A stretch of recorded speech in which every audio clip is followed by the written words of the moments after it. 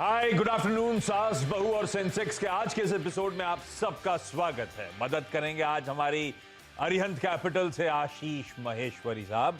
आपको आपकी स्क्रीन पर नजर आएंगे। आशीष जी दिखाइए, कहां है भाई?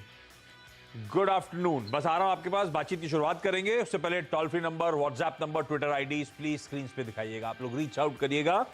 ये इस हफ्ते का पहला एपिसोड है, लेकिन आने वाले दिनों में बाकी के एपिसोड्स में ज्यादा से ज्यादा क्वेरीज इस प्लेटफॉर्म के थ्रू हम रेज करने की कोशिश करेंगे। और आशीष जी जैसे बढ़िया गेस्ट होंगे जो जाने जाते हैं देश में फंडामेंटल्स और टेक्निकल्स के लिए, उनसे कोशिश करेंगे आपकी क्वेरीज सॉल्व कराई जाए।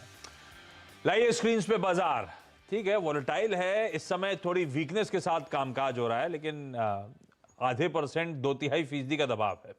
और दिक्कत ऐसी नहीं है जितनी एक्सपेक्ट लग रहा था वीकेंड के दौरान कि प्रेशर ज्यादा माउंट हो सकता है, क्योंकि यूएस में प्रेशर बढ़ा था। फ्राइडे को अच्छे खासे दबाव के साथ यूएस के बाजार थे, और उसके साथ तमाम वो कमेंट्रीज आती हुई कि वो रिसेशन फियर्स जो प्रोफाउंड होते चले गए।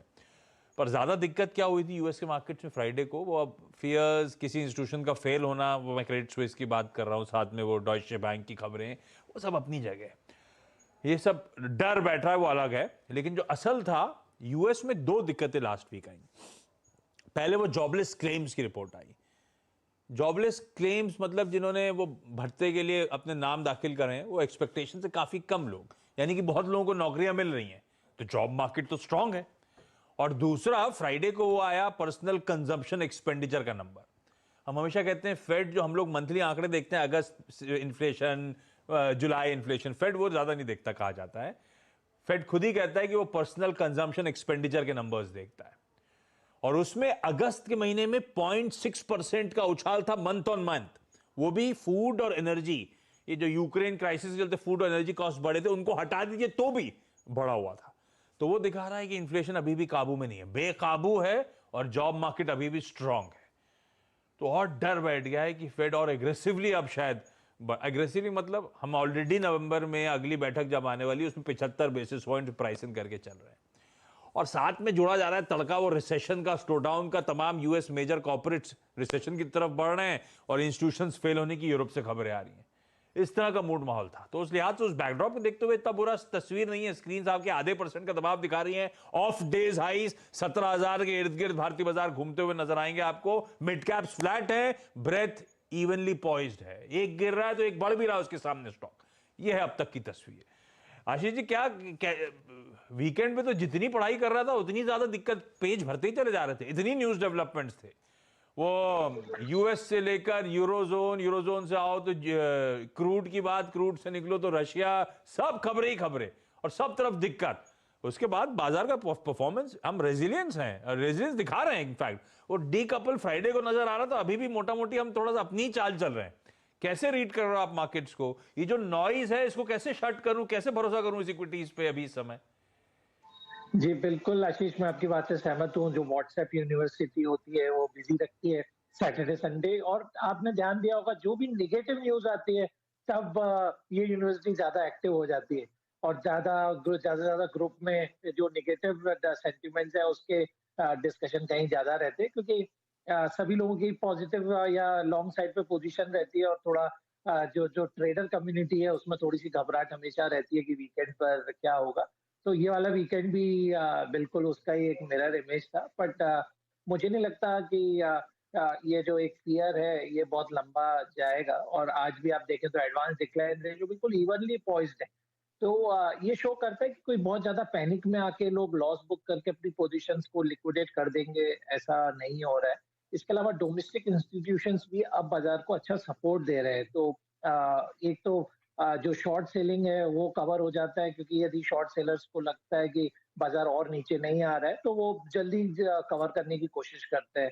और इसके अलावा लॉन्ग भी अनबाइंडिंग नहीं है। रिटेल भी जो हमारे यहाँ निवेशक हैं, कोई भी अपनी पोजीशंस को बहुत जल्दी या लॉस में नहीं बेचना चाह रहा है। तो मेरा मानना है बाजारों में जो एक बैलेंस बना हुआ है कि बहुत ज्यादा नेगेटिव न्यूज को बहुत जल्दी पचा लेने का वो बिल्कुल आगे भी जारी रहेगा। और 1-2 दिन में जैसे ही चीजें और क्लियर होंगी हम वापस ग्रीन टेरिटरी में ही ट्रेड करेंगे।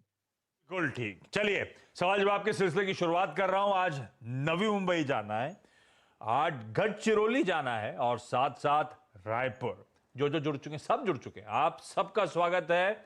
Good afternoon. शुरुआत कर रहा हूं नवी मुंबई से। पंकज कुमारी गुप्ता आपको आपकी स्क्रीन पे नजर आएंगी। Pankaj ma'am hi, good afternoon. Pankaj ma'am, पहली ज्यादा इंपॉर्टेंट क्वेरी जो आशीष सर के लिए हो। मेरा ये क्वेश्चन है हाँ, कि मुझे और इन्वेस्टमेंट करना है, क्या ये सही समय है एंटर करने का या वेट करना चाहिए? मतलब बेसिकली लॉन्ग टर्म के लिए आप खरीदते हो ऐसा मान के चल रहा हूं मैं, है ना पंकज मैम? और लॉन्ग टर्म जी के लिए सर। अभी कुछ लेना चाहिए कि नहीं लेना चाहिए, सही समय है कि नहीं है? हाँ जी सर। आशीष सर क्या जवाब है भाई? हम सब रिटेल अब ये हमारा क्या सेंटिमेंट थोड़ा उल्टा है। हम जब मैं हमेशा रिटेल सेंटिमेंट ये है कि हमारा तेजी आती है तो हमें लगता है मिस आउट फीलिंग, तो हम एकदम फियर ऑफ मिसिंग आउट में घुस जाते हैं। आज स्क्रीन्स ठंडी पड़ी हुई हैं, ऑफ हाईज हैं भारतीय बाजार ट्रेड करते हुए। क्या लॉन्ग टर्म के लिए इससे ज्यादा टाइम करने की जरूरत, कंफर्ट दिख रहा है जिस स्टॉक को, उसमें ले लूं कि नहीं लूं अभी? देखिए, मेरा मानना है जैसे पंकज जी सबसे ज्यादा शॉपिंग तब करती होंगी जब ग्रोसरीज का या घर के सामान का जब सेल लगी होती है ना पंकज जी? जब आपको ऑफर मिलते हैं कि हाँ जी। 35% ऑफ, 50% ऑफ। बट वही जो हमारा एक निवेश के जब बाजारों में निवेश की बात आती है तब हम उसे फॉलो नहीं करते। कि जब आपको वैल्यू फॉर मनी मिल रही हो स्टॉक्स में और जब घबराहट में स्टॉक मिल रहे हो। मैंने पहले भी आशीष जी आपके शो में कहा था कि सबसे ज्यादा पैसा आपको बनाना है मार्केट में तो महीने में भले 2 दिन ट्रेड करिए, पर तभी करिए जब 100 पॉइंट ज्यादा निफ्टी में गिरावट हो या जब भी स्क्रीन पूरी रेड हो चुकी हो। क्योंकि आजकल क्या हो रहा है कि जब भी बाजार गिरता है तो कम वॉल्यूम के साथ गिरता है और जब बढ़ता है तो काफी वॉल्यूम के साथ बढ़ता है, तो जो अपस्विंग है वो काफी फास्ट आता है। तो मेरी सलाह अभी ये रहेगी आपको कि बिल्कुल घबराए नहीं। ये जो शॉर्ट टर्म ग्लोबल सिनेरियोज हैं उनसे कई सारे स्टॉक हैं, कई सारे सेक्टर हैं जो अछूते रहेंगे क्योंकि डोमेस्टिक कंजम्पशन काफी स्ट्रांग है। तो बिल्कुल आप अपने अच्छे स्टॉक आइडियाज को सिलेक्ट करें और वहां पर निवेश करें और उसमें बैठे रहे थोड़ा सा। हाँ। और इसके अलावा जब भी कभी गिरावट ज्यादा हो तो उन्हीं स्टॉक्स पे एक्यूमुलेट करें, ना कि नए नए स्टॉक ढूंढें। अच्छा ये भी चलिए, मेरी आपको सलाह तो है। ये बिल्कुल सही समय है खरीदारी करने का। आशीष सर, फिर दूसरा सवाल पंकज जी और मेरा, ये निफ्टी के 50 में से 2 ऐसे जो आज खरीदारी शुरू करूं, जी वो सेल तो में क्या लेना है? जी, तो मेरा सलाह रहेगा सबसे पहले तो थोड़ा सा रिलायंस इंडस्ट्रीज पे एक्यूमुलेशन शुरू कर देना चाहिए क्योंकि अब 5G का जो लॉन्च है वो राउंड द कॉर्नर है और 5G बहुत चीजें चेंज करेगा आगे रिलायंस जियो के लिए। तो और रिलायंस में हमने एक अच्छा खासा करेक्शन ऑलरेडी देख लिया है, तो 2350 के लेवल पे मेरा मानना रहेगा कि आप रिलायंस इंडस्ट्रीज में थोड़ी सी पोजीशन बनाएं। और इसके अलावा बैंकिंग सेक्टर में भी मैं अभी बुलिश हूँ। मेरा मानना है एसबीआई पे काफी वैल्यू अभी नजर आने लगी है क्योंकि जो वर्स्ट है वो प्राइसेस में फैक्टर इन हो चुका है। तो 515 के आसपास मेरी सलाह रहेगी कि आप एसबीआई में एक्यूमुलेट करिए। इन दोनों स्टॉक्स में इनफैक्ट आप यदि 6 महीने तक होल्ड करेंगे तो मिनिमम 10% का रिटर्न आपको मिल जाएगा और कोई बहुत ज्यादा यहाँ से मुझे डाउनसाइड नजर नहीं आता। ठीक, तो सेल में भी सिलेक्टिव होने की जरूरत है। सब सस्ता मिल रहा है तो उठाना नहीं है। क्या उठाना है? रिलायंस इंडस्ट्रीज और एसबीआई। इनफैक्ट इवन 6 महीने में अच्छा खासा कंफर्ट आशीष सर को नजर आ रहा है, यहां से अच्छे रिटर्न्स दे सकते हैं। रिलायंस की बात हुई है तो चैनल का स्वामित्व व प्रबंधन रिलायंस इंडस्ट्रीज के पास है। तो पंकज मैम, आप या आप जो भी सुन रहे हैं, अगर कोई ऐसा मन बना रहे हो तो एक इंडिपेंडेंट फाइनेंशियल एडवाइजर से कंसल्ट एक बार और कर लीजिएगा।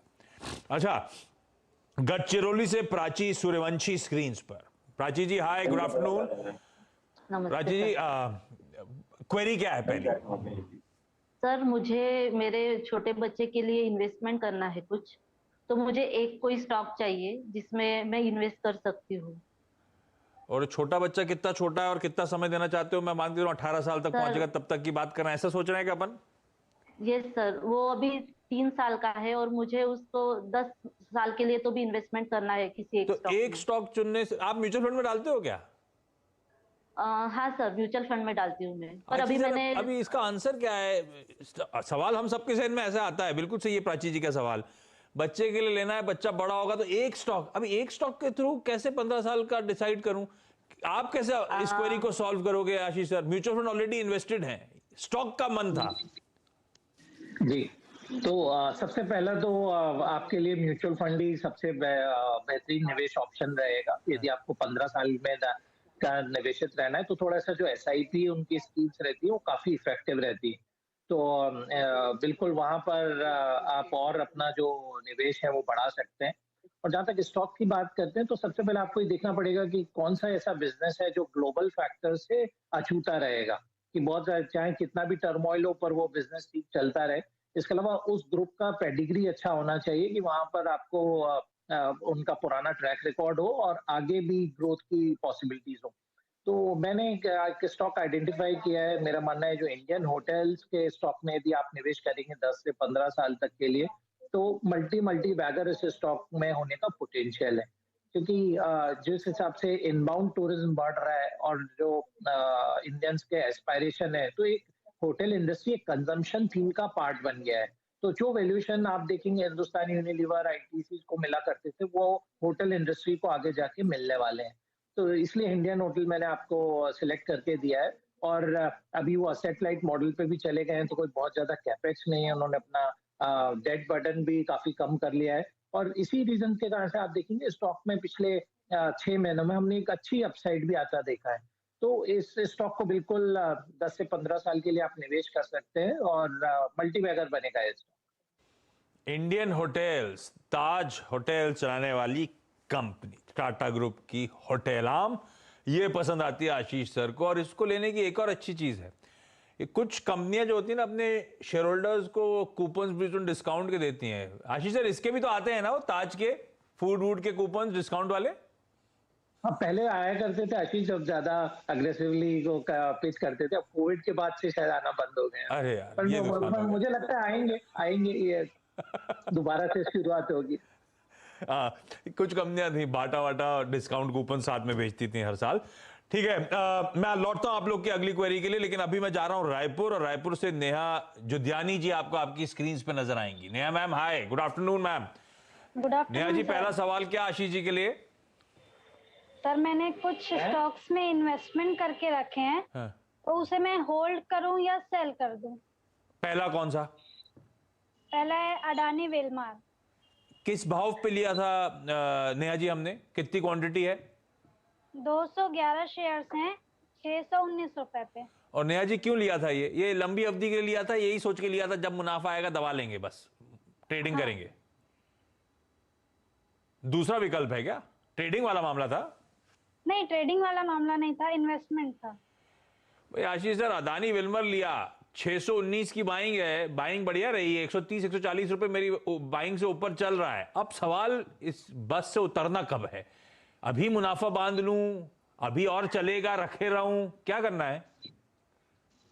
मेरी अभी सलाह रहेगी कि स्टॉक में बने रहे।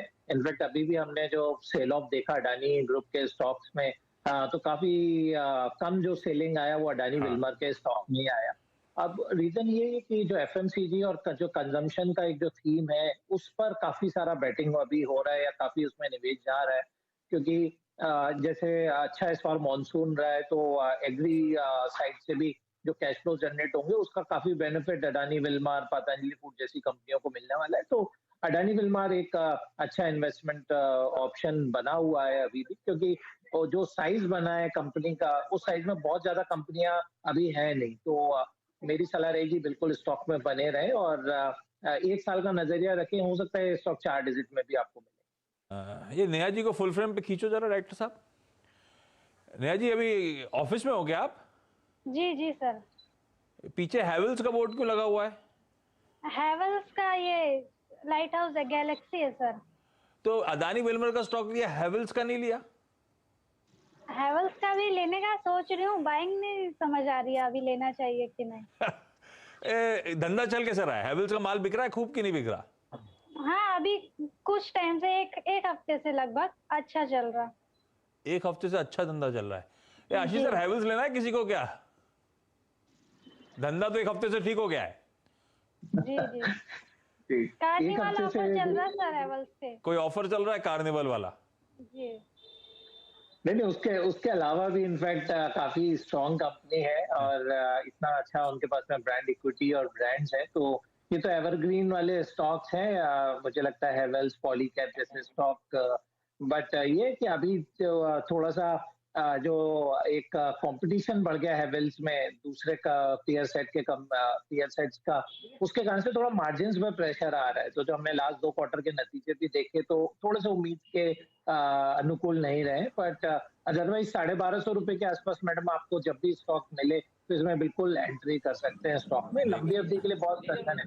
देखा नेहा जी, आपके लिए एक दूसरी क्वेरी सॉल्व कर दी। हेवेल्स लेने का मन था तो अभी नहीं लेना है, अभी गिरने दीजिए, अभी गिरेगा ये 1250 के आसपास बेहतर है, अभी नहीं। पर आपका वो अदानी विल्मर जो है ठीक है, होल्ड करना है वो स्टॉक। होल्ड करने को बोला ना आशीष सर आपने? जी जी हाँ ठीक है। अच्छा वापस जा रहा हूँ पंकज मैम के पास। पंकज जी अगला सवाल। सर मेरे पास TCS के 40 शेयर्स है @3660। मुझे और शेयर्स खरीदने हैं तो कब खरीदने चाहिए? ये लॉन्ग टर्म के लिए रखा है ऐसा मानू ना मैम, पंकज मैम? हाँ जी सर, हाँ जी सर। भाई ये रखना है, इसका तो सवाल ही नहीं आशीष सर। 3660 की बाइंग है, लॉस हो रहा है लेकिन मैं रखूंगा, और प्लस मुझे फर्दर ऐड करना है। अब ये 3000 के आसपास ऐड करने वाला लेवल आया है कि अभी रुकूं? नहीं, रुकना चाहिए इसको ऐड करने से पहले। और दूसरी बात आशीष, यदि ऐड ना करें तो भी चलेगा। जरूर आपकी एग्जिस्टिंग होल्डिंग आप बेचना नहीं चाहते, बट मुझे नहीं लगता कि TCS में कोई शॉर्ट टर्म में बड़े ट्रिगर आने वाले हैं जो इसको बहुत जल्दी 3500-3600 के लेवल पे ले जाएंगे।